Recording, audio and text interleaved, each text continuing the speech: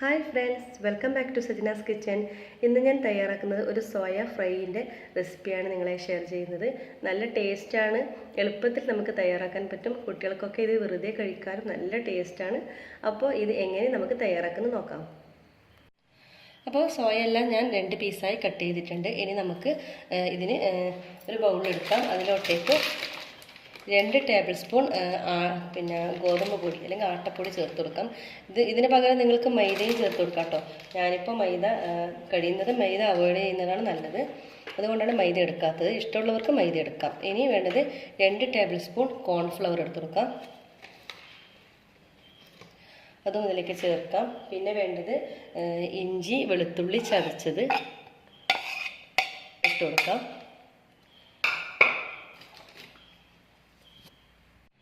1.5 table spoon soya sauce ചേർത്ത് കൊടുക്കാം.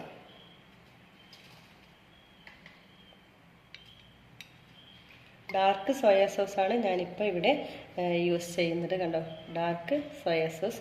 നിങ്ങൾക്ക് ഇഷ്ടമുള്ള സോസ് ഉപയോഗിക്കാം. അതായത് സോയ സോസ് 1.5 ടേബിൾ സ്പൂൺ ചേർത്തിട്ടുണ്ട്. പിന്നെ വേണ്ടത് 2 ടേബിൾ സ്പൂൺ ടൊമാറ്റോ സോസും കൂടി ഇതിലോട്ടേക്ക് ആഡ് ചെയ്ത് കൊടുക്കാം.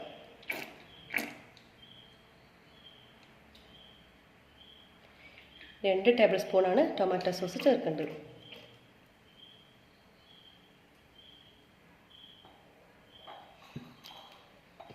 പിന്നെ വേണ്ടത് ഒരു 1/4 ടീസ്പൂൺ വിനാഗിരി ചേർത്ത് കൊടുക്കാം. നന്നായിട്ടൊന്ന് മിക്സ് ചെയ്ത് കൊടുക്കാം. ആവശ്യത്തിനുള്ള ഉപ്പ് ചേർത്ത് കൊടുക്കാം.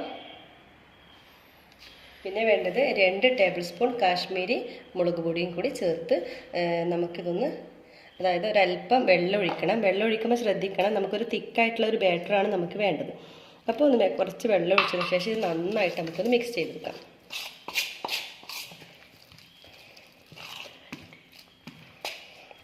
കുറച്ചും കൂടി വെള്ളം ഒഴിക്കാം. ഞാനിപ്പോൾ ഒരു 1/2 കപ്പ് വെള്ളമാണ് ചേർത്തിട്ടുള്ളത്.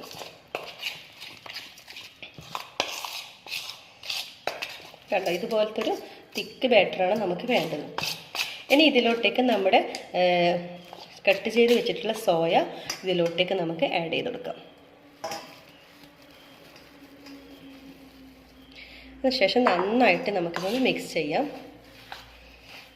ഇങ്ങനെ മിക്സ് ചെയ്തിട്ട് നമുക്കൊരു 20 മിനിറ്റിനോളം നമുക്കിതൊന്ന് ഫ്രിഡ്ജിൻ്റെ താഴത്തെ നിലയിലോ നമുക്കല്ലെങ്കിൽ അടച്ച് വെക്കുകയോ ചെയ്യാം. 20 മിനിറ്റ് വെക്കണം. എങ്കിലും നമ്മുടെ ഈ സോയയിലോട്ടേക്ക് നമ്മുടെ ഈ മസാല ഒക്കെ നന്നായിട്ട് പിടിക്കുള്ളൂ. അപ്പോൾ അതുവരെ നമുക്ക് നന്നായിട്ട് മിക്സ് ചെയ്ത ശേഷം നമുക്ക് ഒരു 20 മിനിറ്റ് നമുക്ക് വെയിറ്റ് ചെയ്യാം. അപ്പോൾ നമുക്കൊരു പാൻ വെക്കാം. അതിലേക്ക് വെളിച്ചെണ്ണ, അത് ഓയിൽ ഒഴിച്ചു കൊടുത്തിട്ടുണ്ട്. എണ്ണ നന്നായിട്ട് ചൂടാവണം. അപ്പോഴേക്കും നമ്മുടെ മസാല നമ്മൾ 20 മിനിറ്റ്, ഇപ്പോൾ 20 മിനിറ്റായി നമ്മൾ മസാല തേച്ച് പിടിപ്പിച്ചിട്ട്.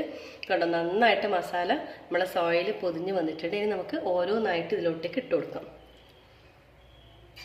മൊത്തത്തിൽ ആഡ് ചെയ്യുന്നതിനേക്കാൾ നല്ലത് ഇതുപോലെ സെപ്പറേറ്റ് ആയിട്ട് ഓരോന്നായിട്ട് നമുക്ക് ഇട്ട് കൊടുക്കുന്നതായിരിക്കും നല്ലത്. അപ്പോൾ നല്ല എല്ലായിടത്തേക്കും മസാല നല്ല കോട്ടിംഗ് ആവും. ഇതുപോലെ നമുക്ക് ഫ്രൈ ചെയ്തെടുക്കാം. സോയ ഒരു സെറ്റ് നന്നായിട്ട് ഫ്രൈ ആയി വന്നിട്ടുണ്ട്. അപ്പോൾ നമ്മുടെ സോയ ഫ്രൈ കണ്ടോ, 2 ഭാഗം ഒരുപോലെ തന്നെ നന്നായിട്ട് ഫ്രൈ ആയി വന്നിട്ട് നമുക്കിതൊരു പ്ലേറ്റിലോട്ടേക്ക് കോരി മാറ്റാം.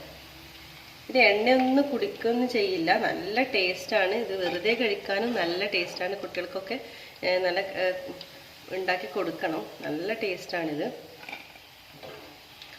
കാണാനൊരു ബീഫ് ഫ്രൈ പോലെ ഇല്ലേ? അപ്പോൾ അതുകൊണ്ടാണ് ഞാൻ പറഞ്ഞത്, കഴിക്കാനും നല്ല ടേസ്റ്റാണ് കേട്ടോ. അപ്പോൾ ഞാനിപ്പോൾ ഒരു ബാച്ച് ഞാനിപ്പോൾ എടുത്തു. ഇപ്പോൾ അടുത്ത സെറ്റും കൂടി ഇതുപോലെ നമുക്ക് എടുക്കും. അപ്പോൾ ഞങ്ങൾക്ക് 2 പ്രാവശ്യം ഫ്രൈ ചെയ്ത് എടുക്കേണ്ടി വരും. അപ്പോൾ ഞാൻ അടുത്തതും ഇതുപോലെ തന്നെ ഫ്രൈ ചെയ്ത് എടുക്കുകയാണ്.